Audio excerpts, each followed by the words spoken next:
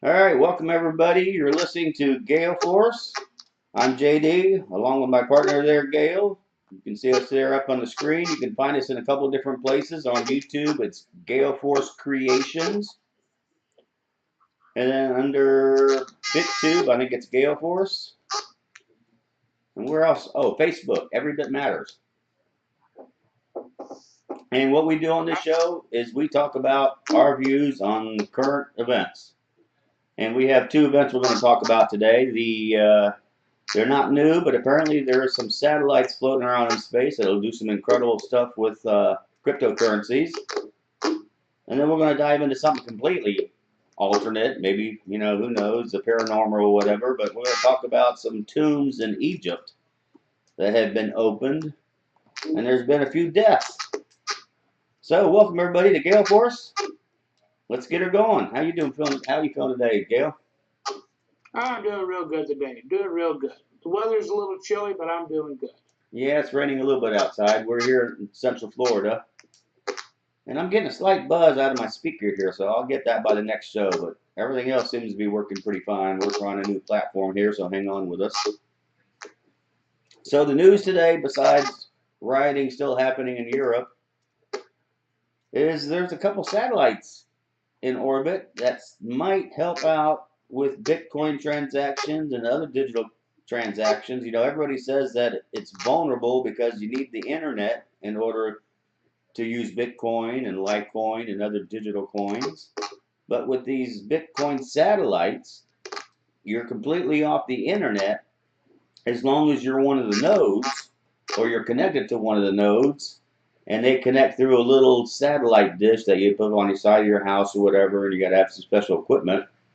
But now with the satellites on board, you'll be able to make transactions again without going through the internet. So if the governments do decide to cut down or shut down the internet, as they've tried in some countries, you'll still be able to use your Bitcoin going through a satellite. I think that's quite interesting. So really all you need is a generator and a satellite dish, and you can make transactions. Can't do that with a bank if the electricity goes out or internet goes out. You're pretty much down.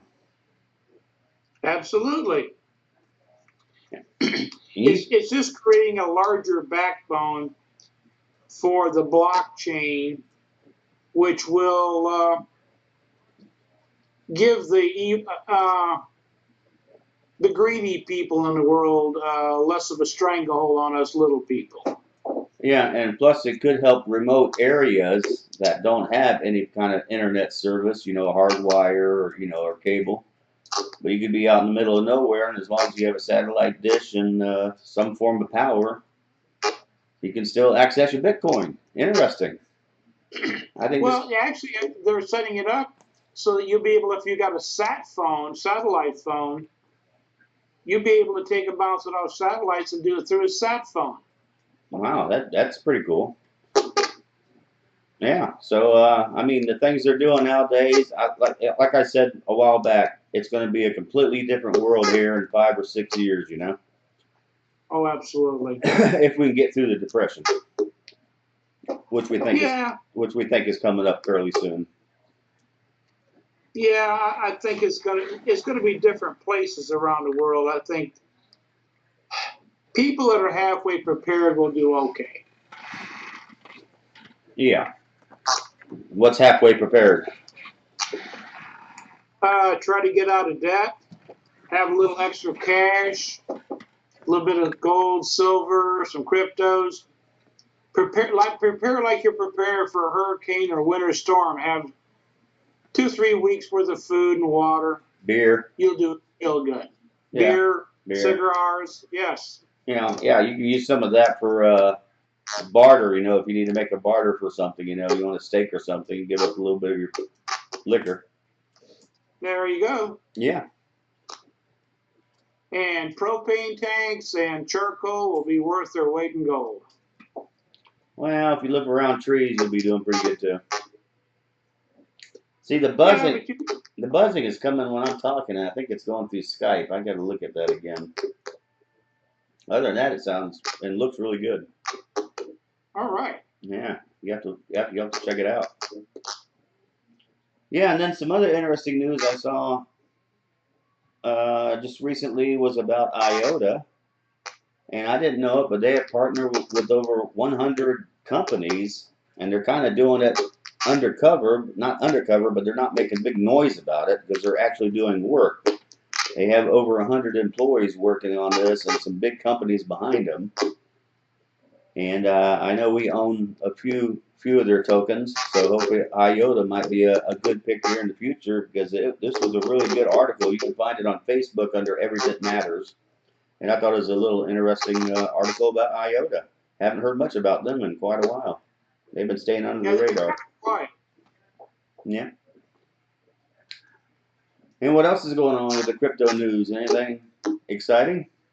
Well, don't forget now we've, IOTA has been quietly doing things, but the Ethereum of the middle of Southeast Asia is still Omisigo, and they're doing a lot of stuff too with they're trying to get it set up for payment plans for paychecks and McDonald's and a lot of stuff. But here in America, we don't realize these things going on. We think we're the center of the universe, and Oh, yeah, we're so far behind.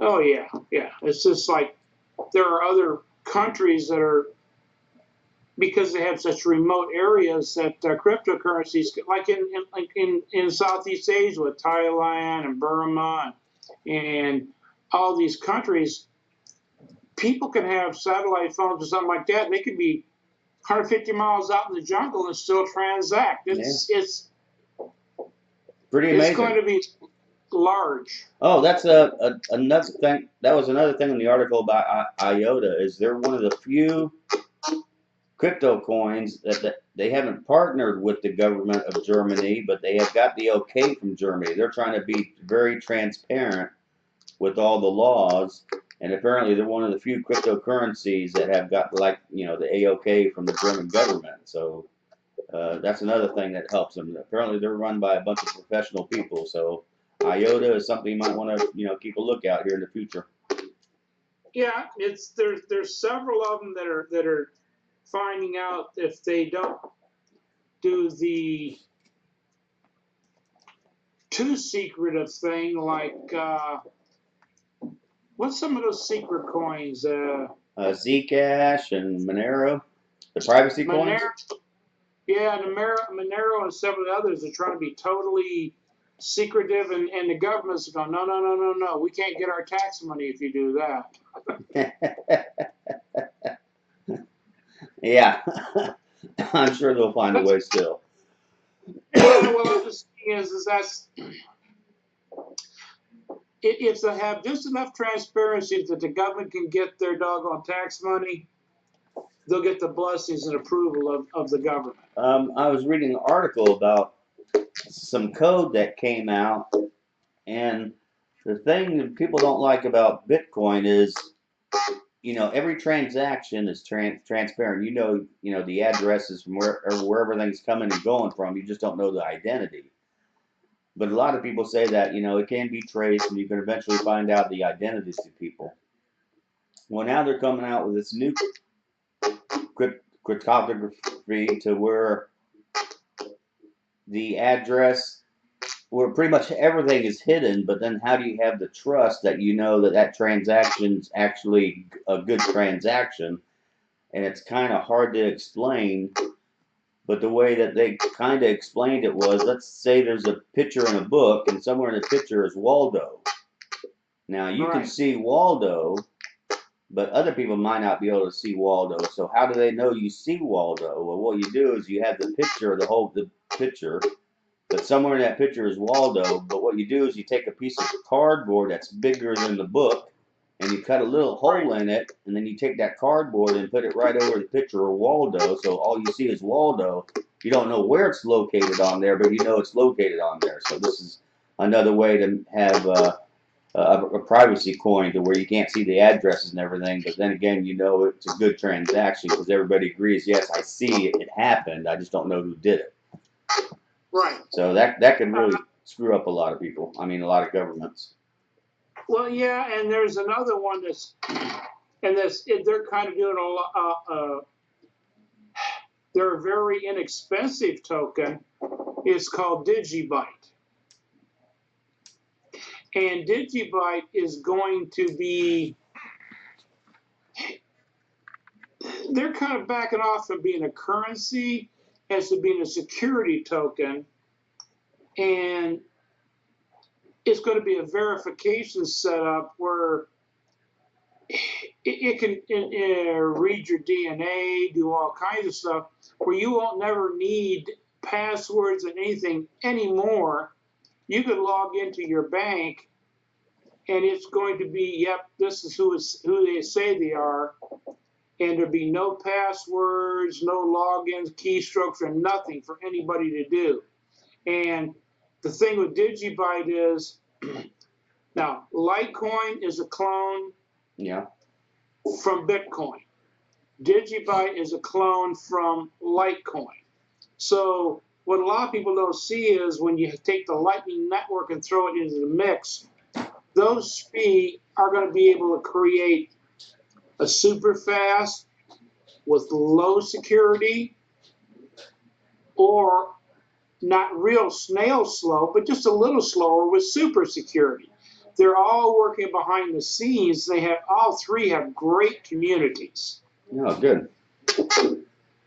And the community support and all the developers on those three coins, because they're on the same base code, there's going to be lots of stuff that happens. Yeah, interesting. Well, cool. So at least we're still keeping up in the digital currencies. It's been a while since we've done a show, guys. We've had to take a couple weeks off. A couple things have happened, but we're back on the air, and we'll be doing some more broadcasting. And again, you can find us on BitTube under Gail Force, YouTube under Gail Force Creations, and on Facebook under Every Bit Matters. And I think Every Bit matters right now. Absolutely. I try to earn some, and maybe I'll put it in the description. I use a special browser. It's based off the Google browser, but you earn some Bitcoin when you're not sitting around using your laptop. You just kind of do a little bit of mining in the background. So every bit matters. Every bit matters. And now on to some more news. I mean, how many people out there believe in curses? Can you give us a small background on curses before we actually say what this story is? Because I know you're kind of into, not the occult, but, the spiritual world. Is there such a thing as a curse? Yeah. Well, we can start with a mother's curse. You're going to have a child just like you, so you know what I went through. And that one is provable. Just look at my children. But curses, going back through history, are just an unexplained mystery. Years ago, they didn't know what bacteria was. They didn't know what fungus was. It didn't even know what parasites were. I mean, just think about this back when they had the Black Plague years ago. Yeah. They didn't understand that it was the fleas on the rats. Yeah, the germs. That were transferring things. Yeah. To them, it was a curse. A lot of curses because they couldn't explain it. And people were backwoodsy. They didn't know how to write their own name. They signed with an X. So to explain things away, well, that's just the will of God, or there's a curse about this. Because people were uneducated and they didn't even understand basic hygiene. The basic hygiene we got today of washing your hands and brushing your teeth, and the wonders we have of our sewage system, flushing a toilet. That's why the world population's exploded. It isn't anything else. We just don't have as many people dying. Yeah. And we live longer. Yeah. Yeah. Which is a couple hundred years ago, well, that's just a curse from God, or you did this wrong, or you go back to the Greek mythology. Oh, you angered the god Poseidon. You did this, you did that. No, there's a scientific explanation. Well, here's the news. Over in Egypt, they opened a few. I guess they found a few new tombs that haven't been raided.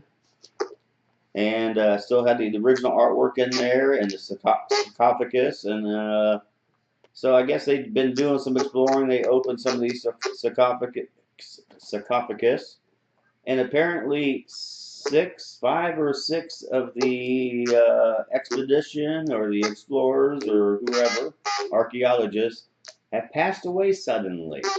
Now I don't know the whole story. I just kind of read it, as I was going through some quick news, and I'm just kind of curious. Everybody's calling it a curse now because these guys are messing with the tombs of the old Egyptians, and I just wonder, really, could there be a curse out there? And what's your take on that? Well, it's great for a Indiana Jones movie, but if you go back to when they opened the King Tut's tomb, about supposed curse on that, people died and stuff. A lot of it has to do with the different kinds of. If you have something there that's been decaying or rotting, laying there for thousands of years. Yeah, thousands. Yeah, thousands of years is sitting there. You don't know what kind of bacteria, fungus, germs, or even if there was a chemical thing that they had there to be a barrier for the curses that they had inscribed on the walls. And we're so modern today, we think we're so smart. I'm sure what they probably did, and we'll find out before too long, is the King's Tut tomb stuff, they had no respirators or anything, and they inhaled stuff which caused them to die. But the thing is the sarcophagus that you're talking about, one of them was this big, huge black sarcophagus, and there was a whole family in it. Well, they took and had I'm sure we're going to find out they had their doggone fungus and bacteria masks and stuff on, and they had a whole bunch of exhaust fans pumping in fresh air to get out anything in the air. But after they opened it, the dummies were digging around in the sarcophagus. There was this black ooey goo from everything being in there. They probably stirred up some kind of a chemical that was used for embalming and stuff like that. Ah, lovely. Yeah. Sometimes we think we're smarter than what we are, and because we think we're so smart, we fool ourselves. This is true. I'm just surprised they're still finding new tombs and everything in Egypt. That's just really kind of hard to believe. Well, the thing is, if you look at it, if you get into ancient archaeology, because the Earth is on an axis and it's got a wall. At one time, the Sahara Desert was an inland sea. Oh yeah. Who's to know what was there? Okay, you've got the sands of the desert. Well, if the Egyptian culture lasted for 1,000 years or whatever it was, it lasted 2,000 years, and the sands blew over stuff. I saw not too long ago they did a satellite overview of the area, and there's like 30 or 40 pyramids that they believe that are buried within 100 miles of Giza. Oh, really? Yeah, because they can do the satellite thermal imaging and stuff like that. Yeah, I've seen that recently. And what they do is different times of the day, certain time of the day the sand is hot. Yeah. And then if they have the satellite go over early in the morning, when the desert's releasing the heat and it's chilly, they do a comparison of the hot of the day and the cold of the day, and it gives them a different imaging. And they're saying like, whoa, there's stuff underneath here we didn't know was there.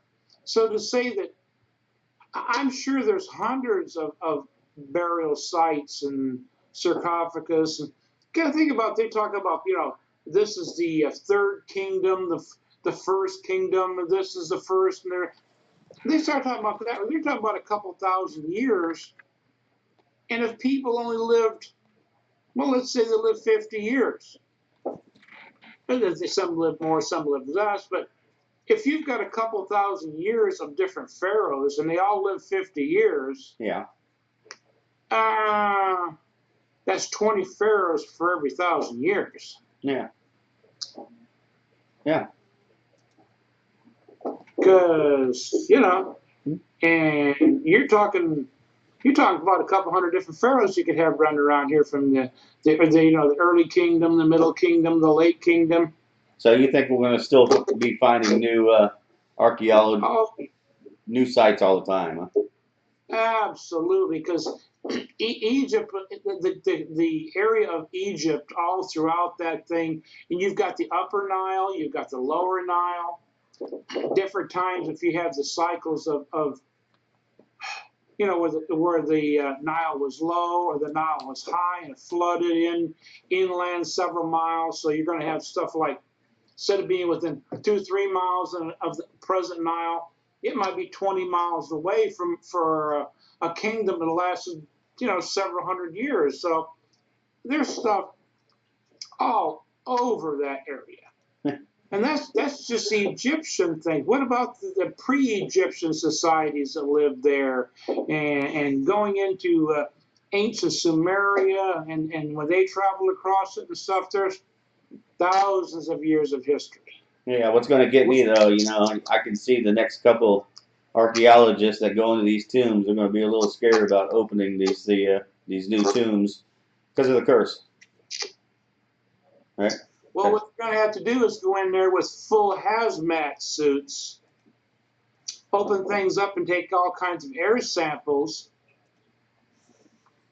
grow different bacteria and fungus and other things, so they know what's in there before they go back and actually look through stuff.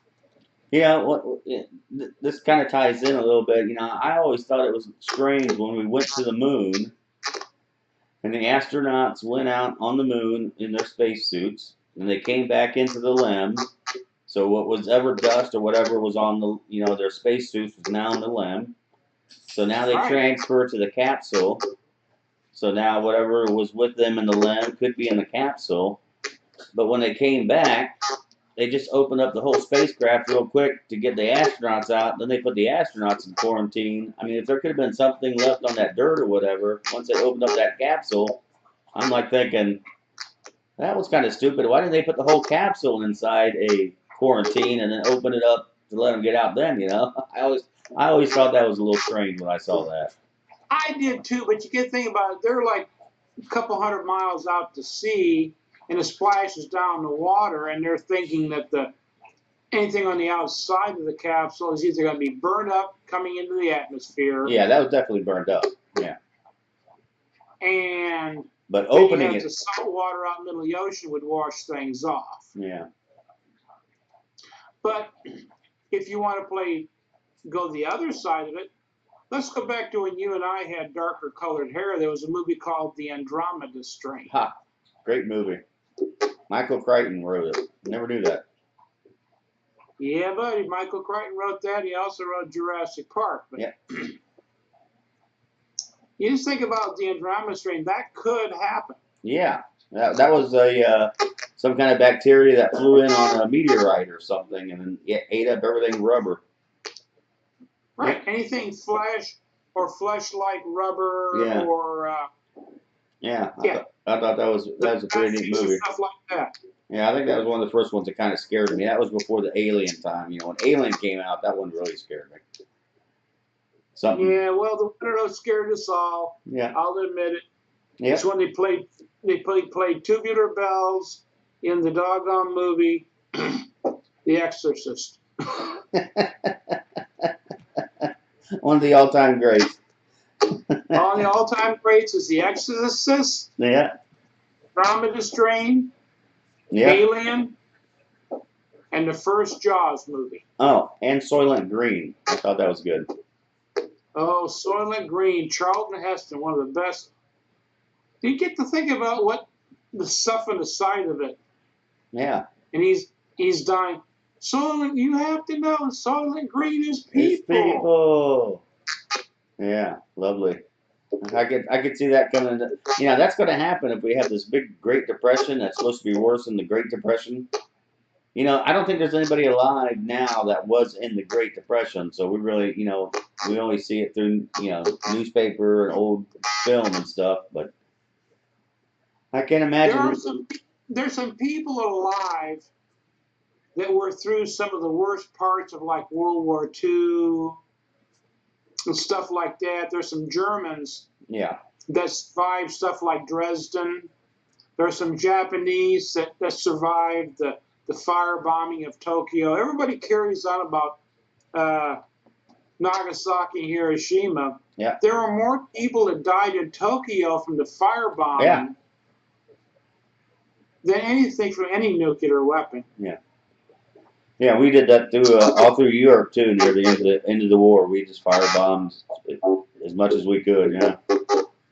Yeah, we just killed the populace. Yeah. I mean, Dresden and a couple of cities in Germany, we created firestorms and people were just consumed where they stood. Yeah. You know. I can't imagine. The same thing with Tokyo, you know, because Tokyo had all the rice paper walls and stuff on the buildings, and that like 1 million people burned to death in Tokyo. Yeah, hard to imagine. You know, you just can't until you see some of the films. You know, it's kind of hard to imagine. And most of the young people just don't know about World War II or World War One and just how nasty it was. You know, couldn't imagine living through that. Yeah. Well, we covered quite a few subjects.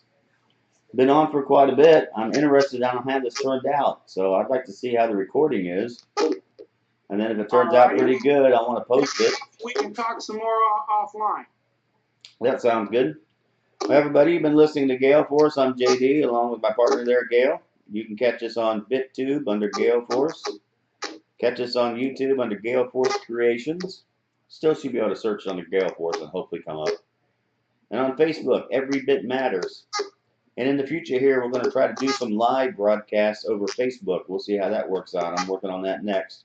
I got just one little audio problem I'm trying to fix. But until next time, everybody, have a good evening, and we'll see you soon. Don't forget to check us out on BitTube, YouTube, and Facebook. Have a good evening. See you later.